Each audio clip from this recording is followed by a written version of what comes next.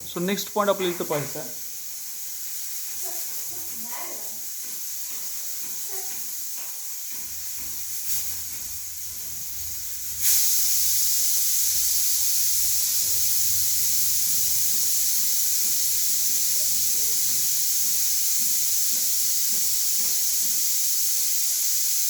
So next आहे आपलं example.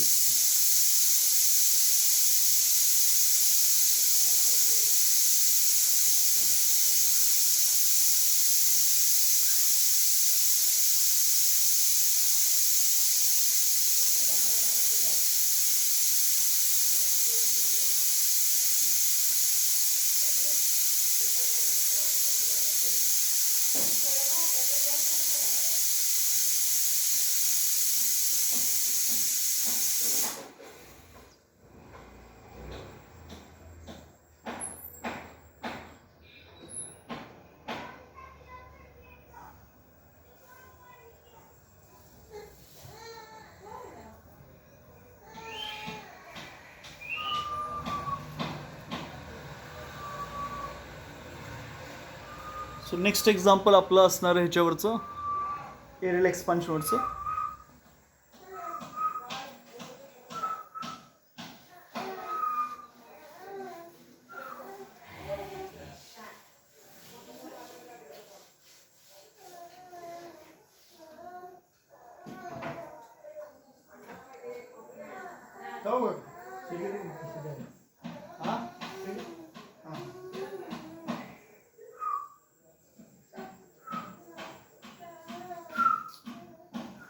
So next example 7.10.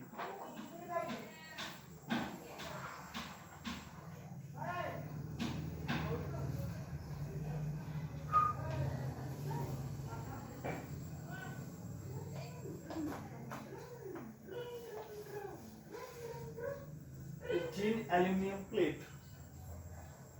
A thin aluminum plate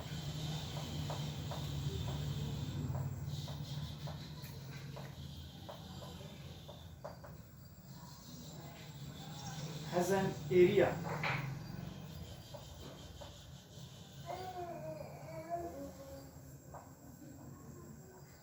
एक thin aluminium plate आहे आणि ज्याचा एरिया आहे बघा 286 सेंटीमीटर स्क्वेअर.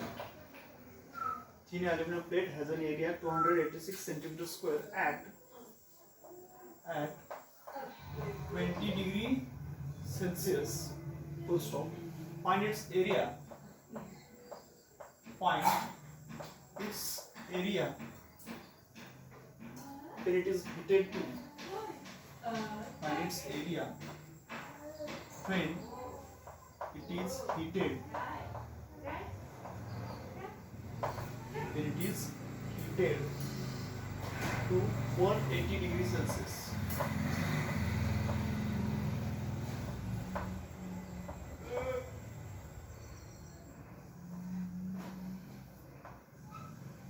काय म्हटले बघा, एक थिन ॲल्युमिनियम प्लेट आहे, एक थिन अशी ॲल्युमिनियमची प्लेट आहे. Has an area 286 centimetre square, ज्याचा एरिया आहे 286 centimetre square at 20 degree Celsius असताना. Find its area when it is heated to 180 degree Celsius. जर आपण त्याचं टेम्परेचर 180 डिग्री सेल्सिअस पर्यंत जर वाढवलं तर त्याच्यामध्ये किती त्याचा एरिया वाढेल हा असा क्वेश्चन आहे. आणि आणखीन एक त्याने आपल्याला काय दिलंय, beta for aluminium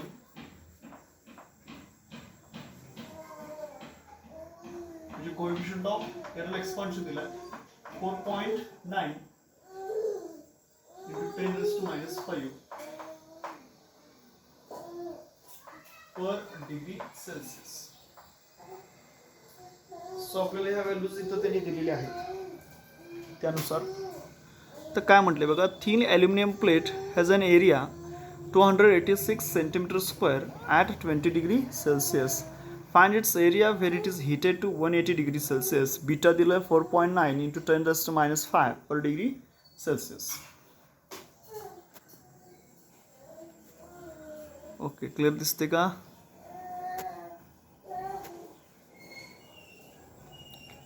so example आपलं 7.10. सो गिवन जे आहे ते आधी आपण लिहू, काय काय दिलेलं आहे ते. Given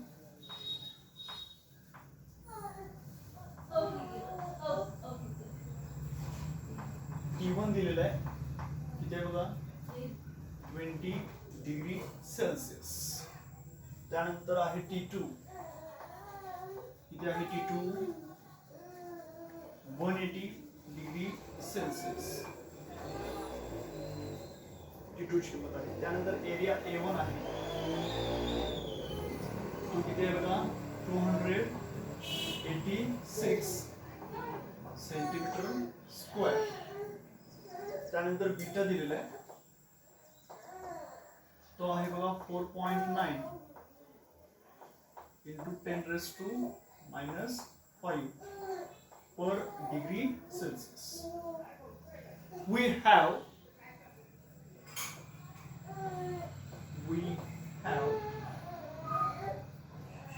beta is equal to, बघा beta is equal to, formula आपला काय आहे, A2 minus A1 divided by A1 into bracket T2 minus T1. So beta is equal to, तर A2 minus A1 upon A1 into T2 minus T1 हा आपला formula आहे. आपल्याला इथे विचारलं find its area when it is heated, म्हणजे आपल्याला इथे कशाची व्हॅल्यू फाइंड आउट करायची आहे, A2 ची व्हॅल्यू फाइंड आउट करायची. So A2 is equal to, formula आपण चेंज करू शकतो. सो बघा काय काय होणार, हा A1 इकडे येईल, A1 into beta T2 minus T1 is equal to A2 minus A1. हा मायनस A1 इकडे आला, तो काय होणार बघा, A2 इज इक्वल टू हा मायनस A1 इकडे आला, तर तो काय होणार आहे, प्लस होणार आहे. म्हणजे काय होईल बघा, A1 इकडे आला प्लस A1, हा A1 इकडे आला प्लस ही term A1 into beta T2 minus T1. So A2 is equal to, हा A2 इज इक्वल टू, याच्यामधून मी A1 कॉमन घेतला, इथं पण आहे, इथं पण आहे. सो आतमध्ये बघा इथं 1 plus beta into bracket T2 minus T1 bracket. So A2 is equal to A1 into 1 common घेतला, 1 plus beta into T2 minus T1. हा आपला काय येणार आहे, फॉर्म्युला. विचारलेलं काय आहे बघा आपल्याला, a thin aluminium plate has an area 286 centimetre square at 20 degree Celsius, full stop. Find its area when it is heated to 180 degree Celsius. आपल्याला बीटा दिला, so 4.9 into 10⁻⁻5 per degree Celsius. Given T1 किती दिला आहे बघा, 20 degree Celsius आहे, T2 आहे 180 degree Celsius, A1 आहे 286 centimetre square. त्यानंतर बीटाची व्हॅल्यू दिली 4.9 into 10⁻⁵ per degree Celsius. We have, आपल्याला काय आहे बघा, फॉर्म्युला आपल्याला माहिती आहे, coefficient of areal expansion beta is equal to A2 minus A1 upon A1 into T2 minus T1. So आपण इथं क्रॉस मल्टिप्लिकेशन घ्या, काय ना क्रॉस मल्टिप्लिकेशनमध्ये A1 beta into T2 minus T1 is equal to A2 minus A1. So minus A1 मी इकडे घेतला, तो काय होईल plus, so A1 plus A1 beta into T2 minus T1 is equal to A2. So A2 is equal to काय होणार बघा, A1 common घेतला तर आतमध्ये काय राहणार आहे, A2 is equal to A1 common घेतला तर 1 plus beta into T2 minus T1. आता हा फॉर्म्युला झाला. फॉर्म्युला भेटल्यानंतर आता याच्यामध्ये आपल्याला काय करावं लागणार आहेत, व्हॅल्यूज पुटअप करावं लागणार आहेत. सो देअरफॉर बघा काय होईल,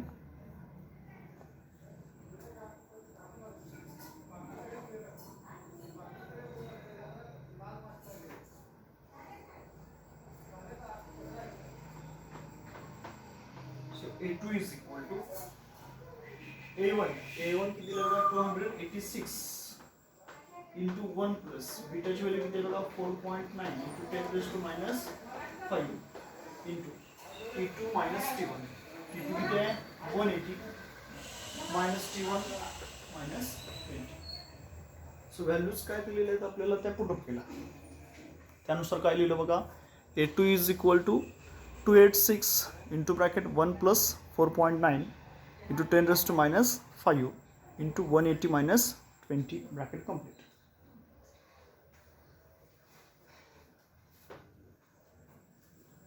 Therefore A2 is equal to, A2 is equal to बघा 286 into bracket 1 plus 4.9 into 10⁻⁵.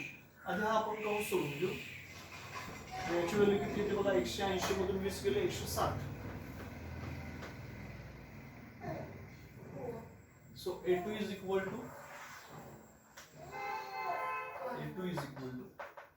286. ते आउटसाइड आहे, त्यामुळे आधी आपण काय करतो, जो आहे कंसामधला फॅक्टर तो सोडवतो. इंटू ब्रॅकेट आता 160 इंटू आपल्याला काय करायचं बघा 4.9 करायचं आहे. So therefore 160 into 4.9. So 160 into 9, 160 into 9, 900 आणि 54 14 किती येतं बघा. ते पॉईंट आपण नंतर देऊ. दिसते का सगळ्यांना? ओके ओके ओके ओके, इकडं लिहितोय आपण.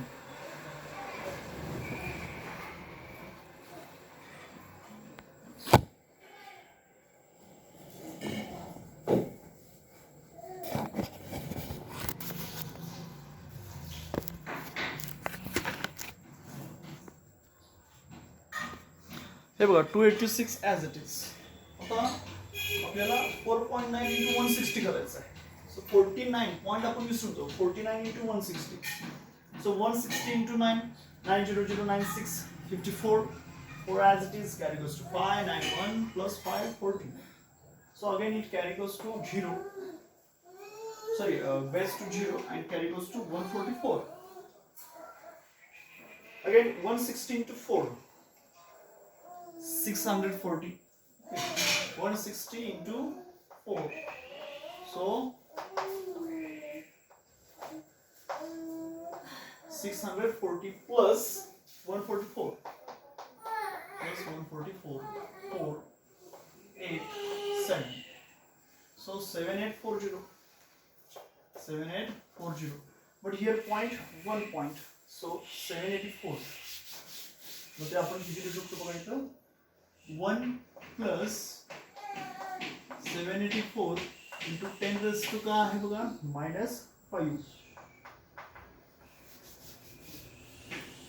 10 raised to का आहे -5. सो आपण त्याच्यामध्ये 10 raised to -5 त्याचे जे पॉइंट्स आहेत ते शिफ्ट करावे लागतील. So A2 is equal to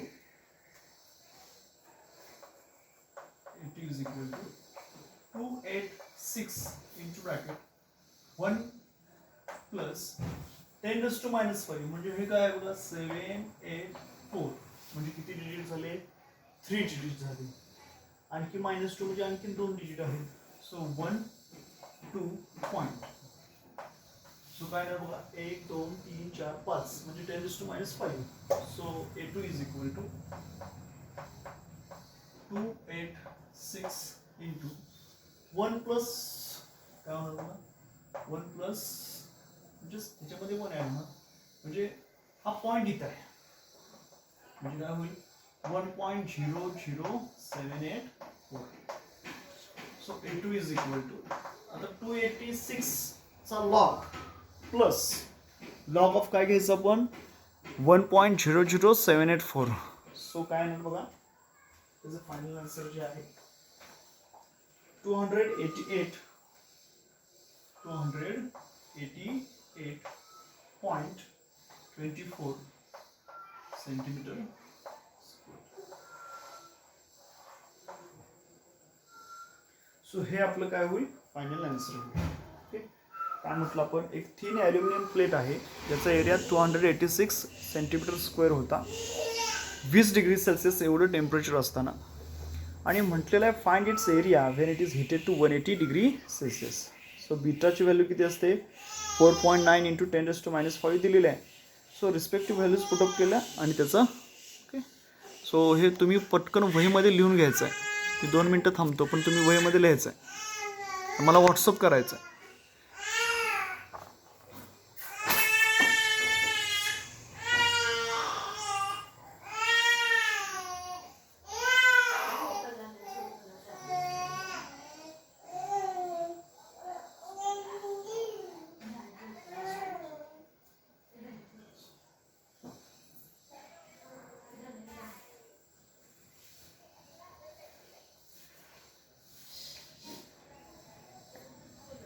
सगळ्यांनी मला हे काय करायचं आहे, व्हॉट्सअपमध्ये परत दाखवायचं आहे.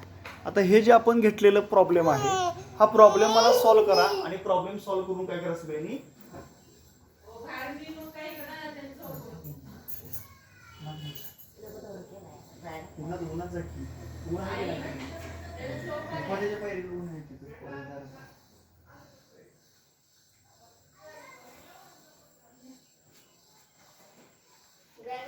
सो नेक्स्ट आपला आहे पॉईंट, तो आहे व्हॉल्यूम एक्सपान्शन.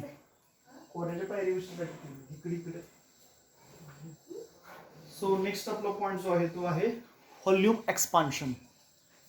ओके, सगळ्यांनी राईट डाऊन केलं का? सो नेक्स्ट पॉईंट आपण बघणार आहोत व्हॉल्यूम एक्सपान्शन.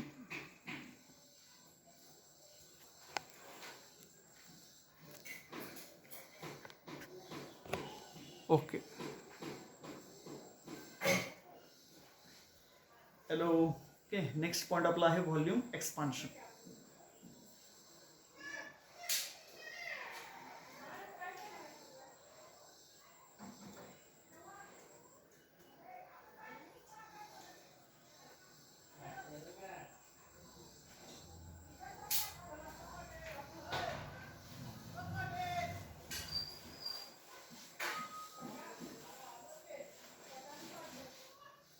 त्याला आधी झोपू नको, आंघोळ घातल्यानंतर तो झोपव. आता ते झोपून उठवलंच तर आंघोळ कसं करणार?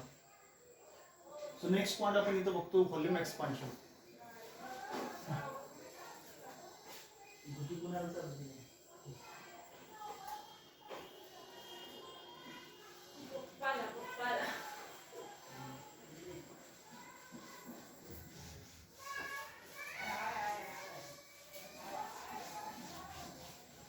आता एखाद्या असणाऱ्या मटेरियलला किंवा ऑब्जेक्टला जर आपण हिटिंग केलं, when object or material is heated then its volume change.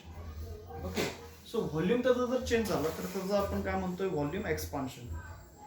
Late us see figure volume expansion.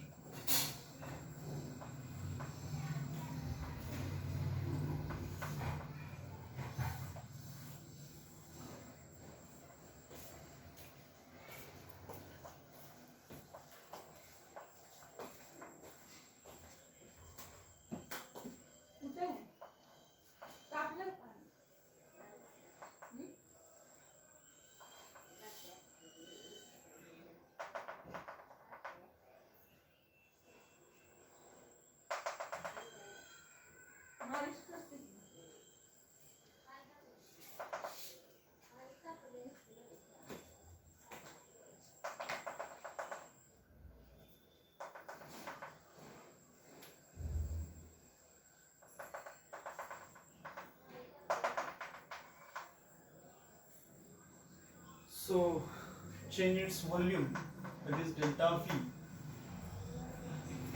Delta V upon its original volume V is equal to gamma delta. So इथं पहिल्यांदा आपण अल्फा कॉन्स्टंट घेतला होता, तर beta constant घेतला. इथं आपण घेतोय गाइस गॅमा कॉन्स्टंट घेतोय. Okay, so increase in volume due to its heating is called volume expansion or cubical expansion. Okay?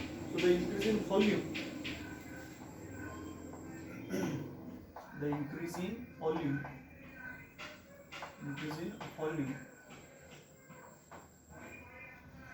आता हे व्हॉल्यूम कशामुळे इंक्रीज होणार आहे?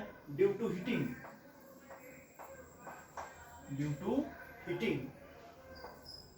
Increase in volume due to heating is called volume expansion. So that's आपण काय म्हणणार आहोत, is called volume expansion.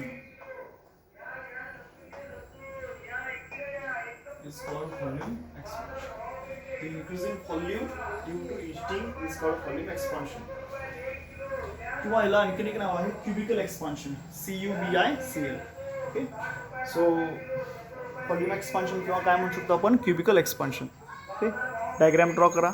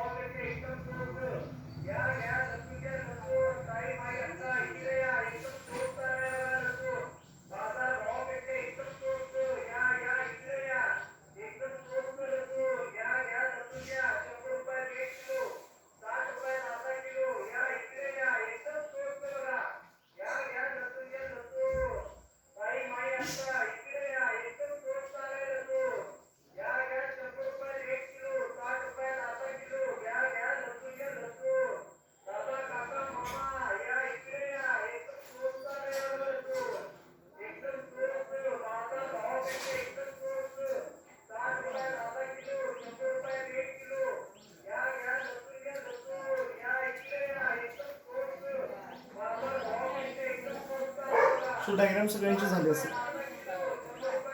त्याच्यामध्ये आपण काय म्हणतो, the increase in volume, increase in its volume due to heating is called is volume expansion or cubical expansion. If substance is in the form of a cube or volume filled, तर the substance is in the form of a cube. समजा एखादा substance आहे आणि तो कोणत्या फॉर्ममध्ये असेल, एखाद्या क्यूब म्हणजे घन म्हणतो त्याला आपण, बरोबर आहे. The substance is in the form of a cube of volume V असेल समजा त्याचा substance. then for small change delta T in temperature the fractional change is delta V upon V. काय म्हटलं बघा आपण, if the substance is in the form of a cube, समजा substance आहे आणि तो कोणत्या फॉर्म मध्ये असेल, एका क्यूबच्या फॉर्म मध्ये असेल, त्याचं व्हॉल्यूम काय म्हटलं आपण, V इतकं त्याचं काय असेल, व्हॉल्यूम असेल. then for small change delta T in temperature the fractional change is delta V upon V. Okay, so your volume is directly proportional to temperature. So its volume is directly proportional to its temperature. So its volume, change in volume upon the volume, directly proportional to its temperature. So delta V upon V is equal to gamma delta T. So delta V upon V is equal to gamma delta T. Where gamma is called coefficient of cubical or volume expansion. Where gamma is called cubical expansion. Gamma is क्या म्हणणार आपण, cubical expansion or volume expansion. किंवा काय म्हणू शकतो आपण, volume expansion. हा जो गॅमा आहे त्यालाच आपण काय म्हणतो, gamma is called cubical expansion or volume expansion. So it depends upon the nature of the material. हे कशावर डिपेंड असणार आहे, nature of the material. So its unit is degree Celsius or per kelvin. त्याच्यामध्ये सुद्धा त्याचं unit degree Celsius किंवा पर kelvin असणार आहे. So from equation we can write gamma is equal to delta V upon V. Gamma तसाच आहे, delta V पण तसाच आहे अपॉन V, आणि डेल्टा T फक्त इकडे जाईल.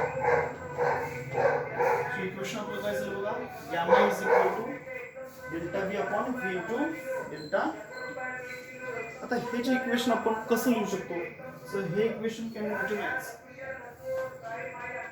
गॅमा इज इक्वल, हेच इक्वेशन आपल्याला लिहायचं आणि ते इक्वेशन आपण कसं रिप्रेझेंट करू शकतो बघा. So gamma is equal to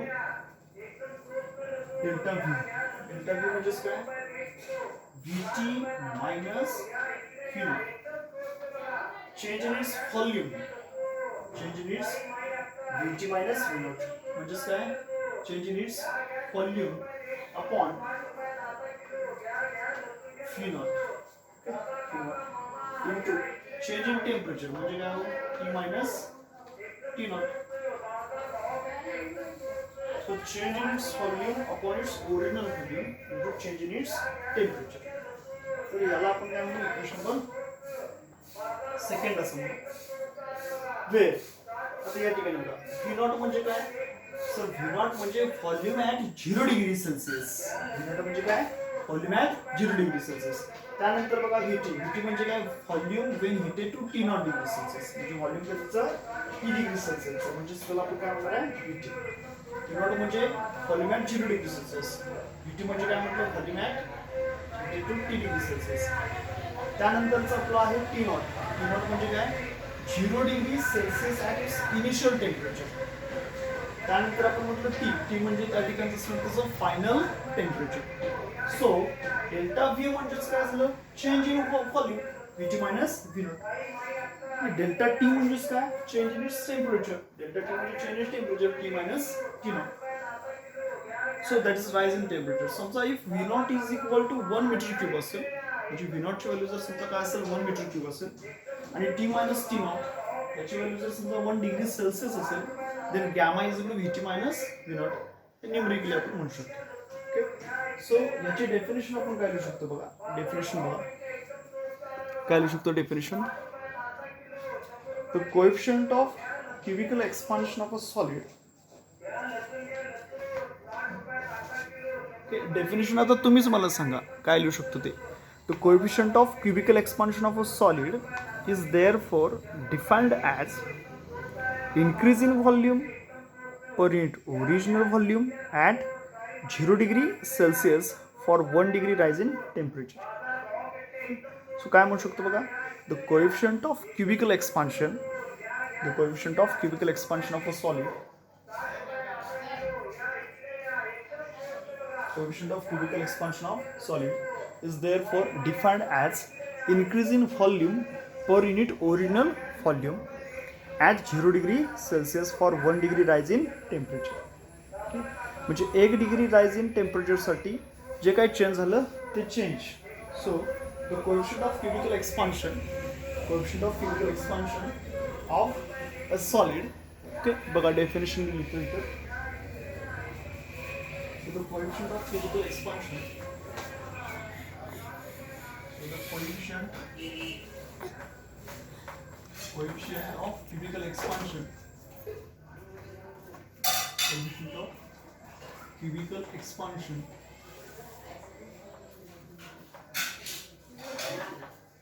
Coefficient of cubical expansion of a solid.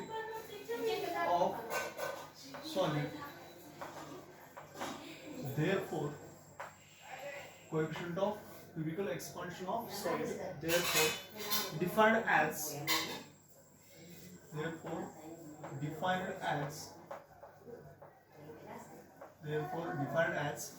increase in volume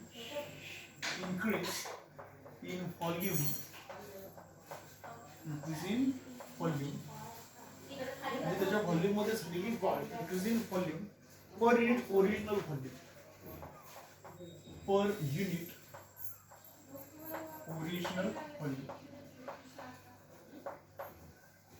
unit original volume, So coefficient of cubical expansion of solid, therefore defined as increase in volume per unit original volume at 0 degree Celsius,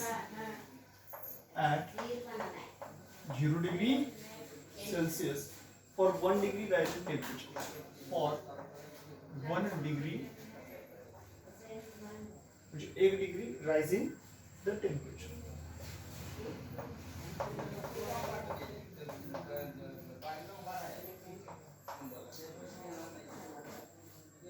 coefficient of cubical expansion of solid therefore is defined as increase in volume. आता याच्यामध्ये झालेले व्हॉल्यूममध्ये झालेली वाढ per unit original volume at 0 degree Celsius for 1 degree rise in temperature.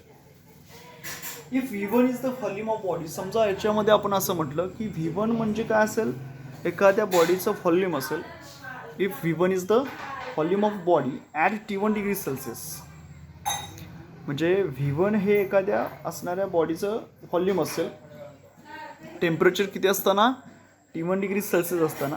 And V2 is the volume at higher temperature T2 degree Celsius असताना. Then γ1 is equal to, so then γ is equal to, मग आपण काय लिहू शकतो बघा, काय म्हटलं आपण, if V1 is the volume of body, if V1 is the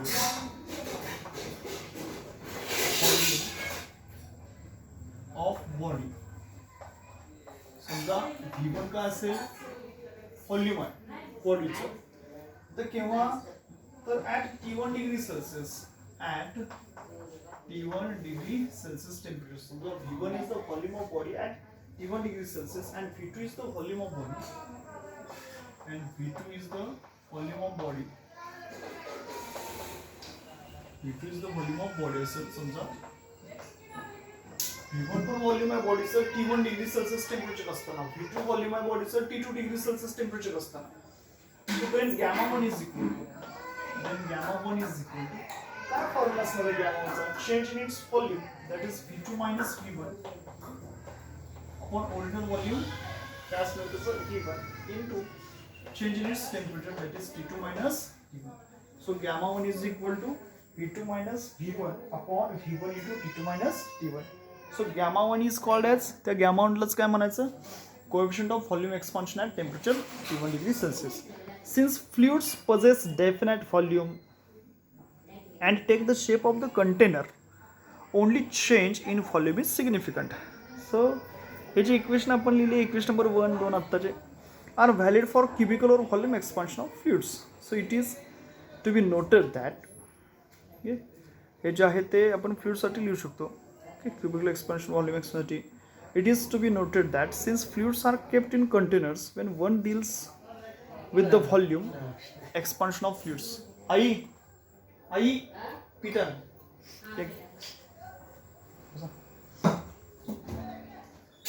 so it is noted that since fluids are kept in containers when one deals with the volume expansion of fluids, okay,